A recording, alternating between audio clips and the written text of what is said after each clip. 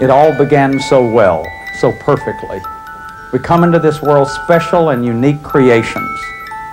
We began with trust and innocence. Too soon, we learn other things.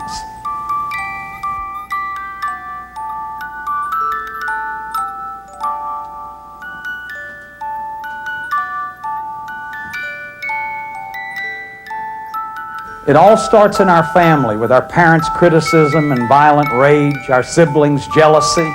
Then comes the pressure of school, our grades, our peer group. All in all, it's hard to conceive of growing up without it. Addicts, alcoholics, other compulsive addictive personalities suffer from it more than any other group. They've been damaged by it to the point of destruction and beyond.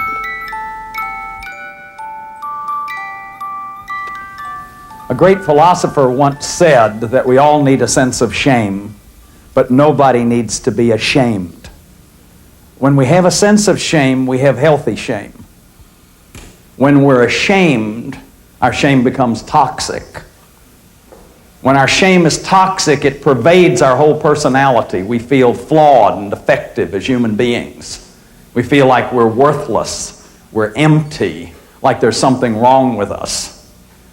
Toxic shame is the greatest block to human development of anything that we understand up to now. Toxic shame is the motivator of self-destructive behavior.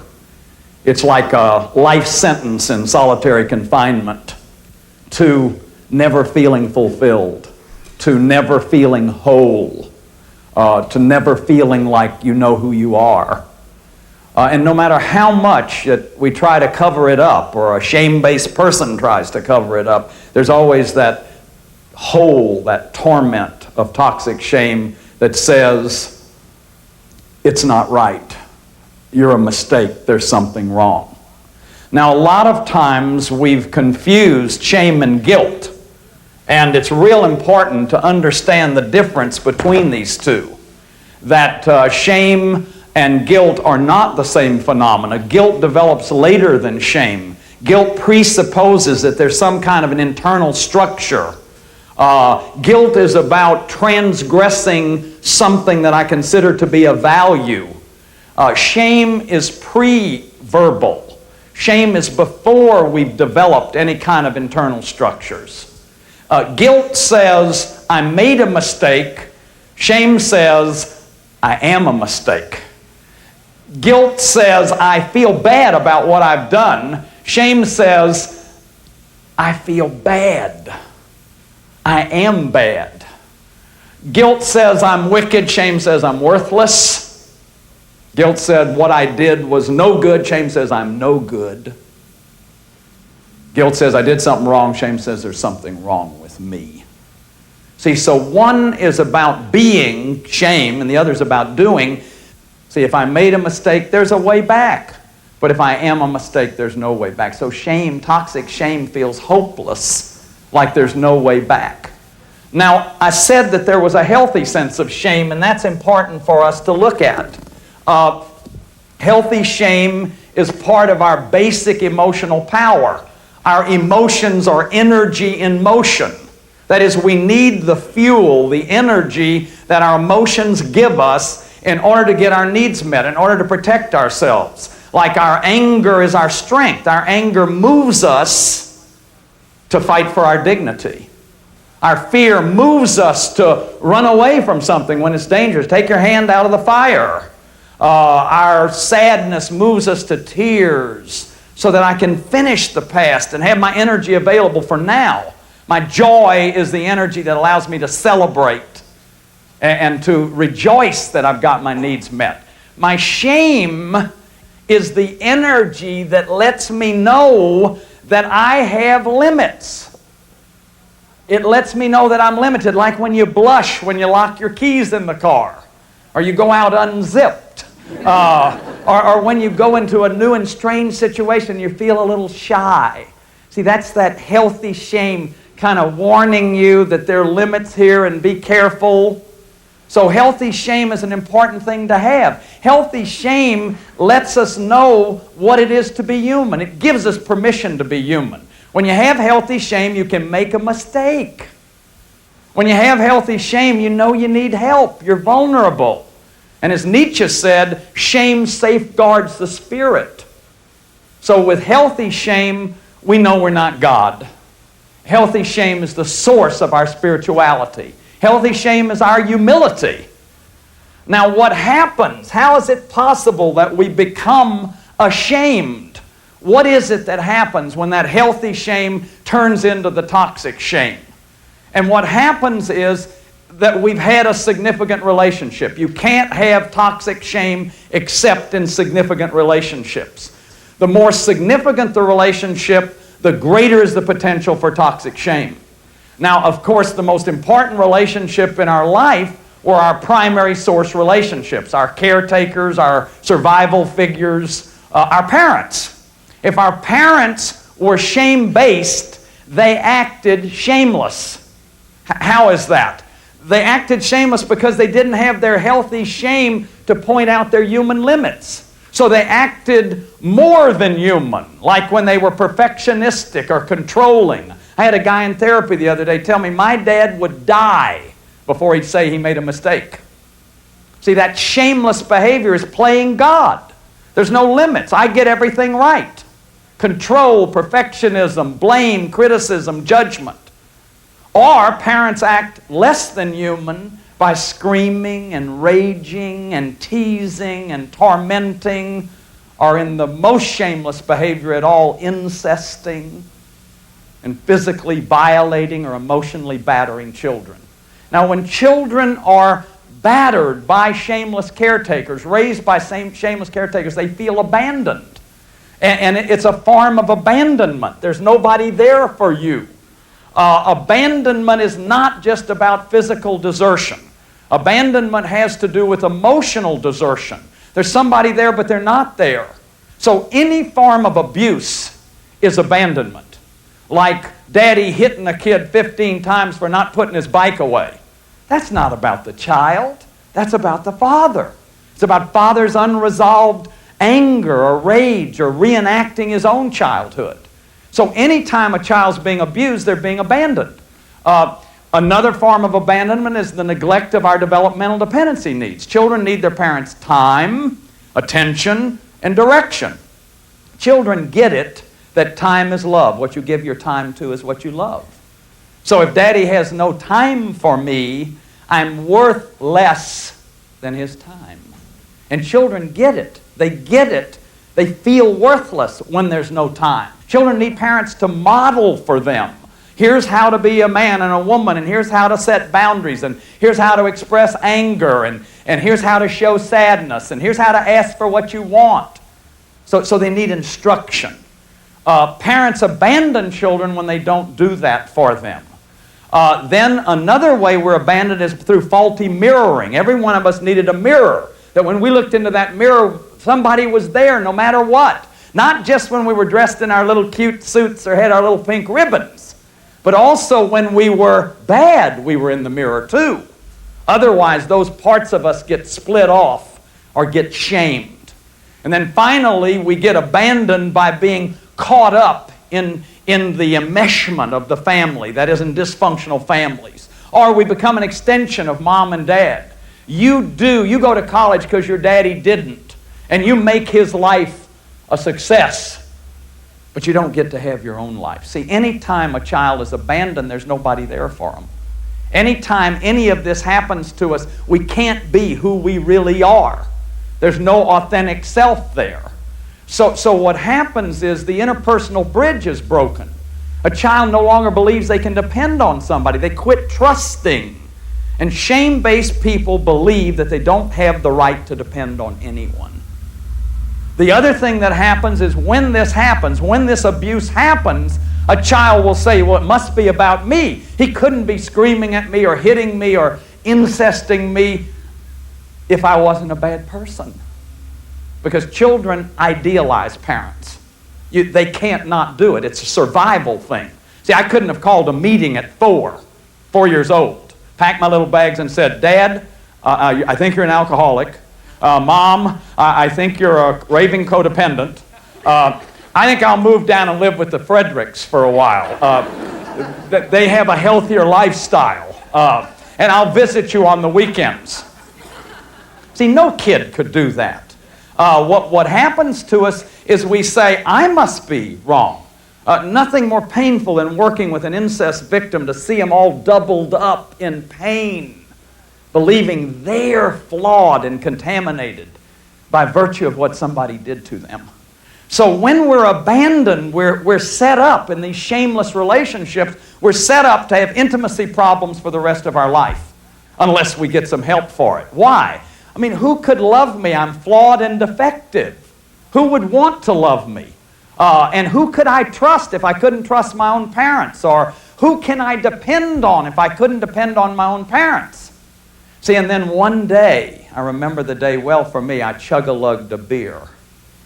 And boy, I found something that I could trust. I mean, did that baby ever do it? Suddenly I was put together. Suddenly I felt like I was whole again. Or somebody could start messing around sexually and feel the power of sexual feelings. They could take them out of their pain, take them out of their neediness. Or you could eat and feel full and filled. And suddenly, out of these pathological relationships, come the relationships, the pathological relationships to chemicals, to food, to sex. Out of these broken dependencies come our sick dependencies that we call addictions, like sick addictive relationships, or the addiction to excitement, or work, or religious righteousness, or whatever the addiction is. Shame has been called the master emotion because everything about us is shamed when we internalize shame, and it becomes toxic.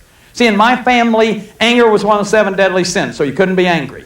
If you were afraid or scared, you were a wimp and a weenie, so you couldn't be afraid and scared. That was unmanly. Sexual feelings were no-nos. In fact, I can remember vividly finding my nose one day and saying nose, and having my mother call my aunt, and she came over. Said, let me see your nose. I showed her my nose, and man, she thought that was the cutest thing she'd ever seen. And then one day I found my elbow, and I started showing off my elbow, and it was blowing them away. And then I found my navel one day, and that was getting them. And then one Sunday, and I thought, man, if the nose got them, this is really going to get them. And so suddenly I was being hauled out of that living room, and I was told, don't you ever take that out again. It's like there's no genitals in this family. And so what happened? You're shamed. Your drives are shamed. All your feelings are shamed. And I'll bet you if you're from a dysfunctional family, if you're from an alcoholic family, an eating disorder family, an incest family, a violent family, a religiously addicted family, a work-addicted family, that when you were the neediest is when you were hurt the worst. So your needs are shamed. So what happens? The master emotion, everything is shame-bounded. I feel a feeling, I feel shame. I feel a need, I feel shame. And so now shame becomes a state of being. Now shame becomes a monster that haunts me. Now shame is internalized. I don't have it, I am it. You know, angry people, they don't have anger, they are angry. Well, the same thing happens with shame. And then I'm an object of contempt to myself. I can no longer be in me. I have to live dissociated because I'm an object of contempt. You see, so what happens then is I have to develop this inhuman life. I have no longer any permission to be human. Can't make mistakes. I'm going to be more than human. I'll never make a mistake. I'll never show you any vulnerability. I'll never be needy. I'll cover everything up. I'll control everybody. Or I become less than human. I become a slob, a dropout, a failure, an underachiever, don't care what I look like anymore, become an addict in the alley. See, this is a terrible phenomena, this internalized shame. And then what happens is shame-based people marry shame-based people. See, hockey players don't hang around with chess players. They don't know the rules. So you go in a room and you look around and, oh no, you're not going to go for that healthy person. You go for the one that's right on your level of dysfunction. Then families come together, and this stuff is multi-generational. It's passed on to the kids through shameless behavior. Then the kids develop the cover-ups just like their parents did. And here's what the cover-ups look like. They start with the outer layer of addiction. Our addictions are our cover-ups. And probably the most important thing in my life is to understand that if you're an addict, you're also shame-based. And that if we're going to cure addiction, we've got to cure the shame. Yes, you have to behavior modify the chemical or the food or the whatever, but you also have to cure the shame. Because you see, in the depth of me, I feel flawed and defective. So I've got to cover that up. So what is an addiction? It's a pathological relationship to any mood-altering experience that has life-damaging consequences. And so what happens is I have no inner life. I have no inner life. I can't go in here. Everything is an outer reach for inner security. So all my addictions are an outer reach for inner security. I become addicted to the outside of me. I can't generate happiness within. There's no way. And so now I'm set up with my addictions. We call this addiction to the outside codependency. It's spiritual bankruptcy. There's no inner life. It's the disease of any addiction. But it's really toxic shame. Now it's important that we understand that when I talk about addiction, it's not just alcohol and cocaine and crack and banana cream pie and nicotine. Those are the ingestive addictions. But there are also addictions where we distract from our feelings, like work addictions, buying addictions, sexual addictions, gambling, the action's the distraction. There are all these addictions, and addictions generate shame. If you're an addict, you're shame-based. If you're shame-based, you've been abandoned. So these are symptoms of the abuse. And then here's the cycle of shame.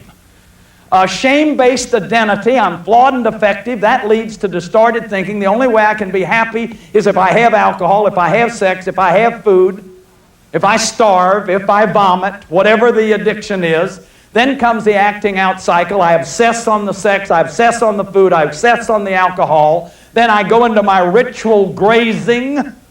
I go into my ritual cruising. I go into my ritual marijuana smoking or whatever. Then I act out and I have this moment of ecstasy. I'm at one with myself for that moment. It's the moment of atonement. I'm at one with myself until it wears off, and then comes the meta-shame. I'm ashamed about what I did, which is a displacement of the shame from myself to the chemical or the food or whatever. And then comes the life-damaging, the AIDS, the herpes, I lost my job, the divorce, you're in the treatment center. And then I prove it that I really am a bad person. And so more shame. This is the squirrel gaze. Shame begets shame. Now the next layer is acting shameless. I've been talking about that. Acting shameless is a character defect. It's like I transfer my shame to you. How? Through controlling you. Through perfectionism. If I'm perfect, see, perfectionism violates healthy shame. Healthy shame is, I'm limited. I'm human. I can make mistakes. What does perfectionism say? You can't make mistakes. We're going to compare you no matter what. Perfect tens, perfect man and woman, success myths, all that stuff compares us, and in perfectionism, like toxic shame, there's no boundaries. You never measure up. You're never okay. So perfectionism, power, in shame-based families, there's a hierarchy of power. Daddy can get mad at anybody. Mother can get mad at anybody but daddy. Oldest kid can get mad at anybody but mother and daddy. Youngest kid tortures gerbils. Or the cat. Or the canary. See, they, because this hierarchy. Then there's criticism and blame. Those are other ways. I come home, I feel bad. I see my son's bike out, I give him a big lecture. Now he's got the shame. See, it's the interpersonal transfer of shame. So power, contempt, rage, these are all ways that we cover up shame. And as we do that, we pass it on. I say to people, 95% of your shame doesn't belong to you. It's been passed on. It's carried shame. I mean, you really got it. You were really shamed, but it's been passed on to you. Now, the false self is another cover-up. If you come from a dysfunctional family, you're generally in a rigid role. Remember that families are systems. Like a mobile, a family's like a mobile. If you touch one part, all the parts are affected. So in an alcoholic family, daddy is an alcoholic. He's hardly ever there. Mother becomes his enabler. One of the kids may act out and be getting in trouble to try to keep the marriage together. He becomes the rebel or the scapegoat. Or one of the kids may be cute and pretty, the pretty one, the cute one, in order to keep the family together. Or one of the kids may be the hero, like I was a hero in my family, straight A student, captain of the baseball team, captain of every class.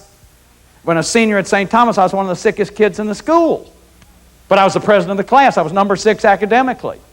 Those were all cover-ups. I became a human doing instead of a human being. Everything was about performance. I lived my life guarded lest I ever be unguarded, like there was a hunter following me all the time. I had to guard lest you'd find out. So these roles have to be given up. And the last thing are our ego defenses. Denial, dissociation, idealization, repression. Those are things that develop early in our life. The worse kids are abused, the more they deny it's happening to them. The more they're shamed, the more they deny it's happening to them. Because why? I mean, the more you're shamed, the fewer choices you have. Southern slave owners knew the way to keep your slave is abuse them. They can't leave you. Dissociation, you just go out of your body, you don't remember. Repression, you don't feel the feelings, you numb out. Now those things function, those ego defenses function automatically and unconsciously. Often we need therapy for that. And therapy leads me to the last point, which is that, man, we can heal this shame. Even though it feels hopeless, it isn't hopeless. And the ways that I talk about healing shame, I call externalization. And I'm going to summarize some of the approaches using the letter S. The first S is surrender. You got to give up control. See, what a shame-based person keeps trying to do is control everything. And what we find out is that control is just the flip side of release, which is the way that we keep the shame going. Then the second S is socialization. We've got to come out of isolation and hiding. So you need to be in a group. The group could be one person, one good friend that you get rigorously honest with and you quit pretending with. Or it could be a 12-step group, or a non-shaming synagogue group, or a non-shaming church group, or a therapy group, or a therapist. But we got to come out of hiding. The third S is self-disclosure. Break the no-talk rules. Start talking about how bad I feel about myself, how angry I am, how lonely I am, whatever. All those ways I covered that up. The fourth S is becoming sensitive to the system you came from. Like as a hero, caretaker, what I've learned is I got to go to meetings and just be a follower. I've got a share group where I cry and I get vulnerable. Because see, heroes, when you're in that rigid role in the family, you can't have certain feelings. And the other thing that I've learned is that by disclosing myself and by being vulnerable, I can change those roles. Another S is the self-talk, getting to that negative self-talk. We shame ourselves the way we've been shamed. We can learn to stop that with affirmations. Surfacing the buried memories. Alice Miller says it isn't the trauma that gets us sick, it's the inability to express the trauma. So we have to learn how to get back to that pain and grieve it. Then self-love. We can choose to love ourselves. Love is a choice, not a feeling. And so learning to love myself, learning to be assertive, learning to ask for what I want. And then the last thing is spirituality, having an inner life. Getting into the silence, learning how to get to the silence and how to listen to the still, quiet voice, getting in touch with that inner child in me. Those are some of the ways. Now, the thing that we really are seeing is that addiction and shame go together, that if we don't heal the shame, we can't heal the addiction. I quit drinking December the 11th, 1965, and 5 years later I was compulsive, I was working compulsively, eating compulsively, smoking compulsively, because I hadn't cured the shame. Therapists are beginning to understand if you don't treat the shame, you can't heal the person. That is, the therapy will go on and on and on. And of course, the greatest thing that we're discovering is how these 12-step groups, AA, Al-Anon, ACOA, CODA, how these groups heal shame. How? You surrender. I'm powerless. My life's unmanageable. You come out of hiding. Socialize. Go to meetings. Quit isolating. You self-disclose. We share our experience, strength, and hope. You're told that you can't control an addiction. It wouldn't be an addiction. You're told you're not a bad person. If you're an addict, it's because of the shamelessness. It's because of the abuse, and that we can get well. And it doesn't treat the family of origin, but it treats the self-talk. One day at a time, this too will pass, all these slogans that the 12-step programs teach. And then there's the spirituality and the spiritual awakening and the self-love. My first meeting, I went and I told them my worst stuff, and they all gave me their phone numbers. I mean, it was the darndest thing I've ever seen. I came out of hiding. I came out of hiding. Scott Peck said once that 12-step programs, when we look at the 20th century, it won't be nuclear fission. We'll remember it'll be Alcoholics Anonymous. Heck of a statement, folks. So the good news is that we can change our toxic shame back into healthy shame, that as we embrace our shame, we can touch the most sensitive, the most tender, the most beautiful parts of ourselves. See, shame hates exposure. So I not only kept myself from you, I kept myself from me. And as I've embraced that shame, I've touched that little kid in me, that precious inner child. I've touched that part of me before the abandonment, before the abuse, this vibrant, vitalized little boy. And I can integrate that back into my life and begin a journey toward wholeness. See, miracles are to come, and miracles happen. You're looking at one, and they can happen to you.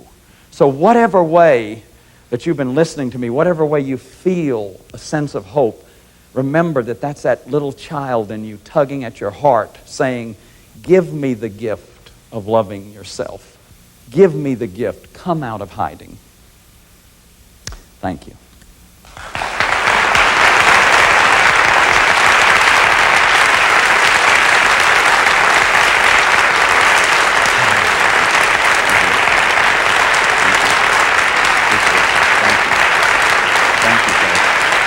Thank you. Thank you.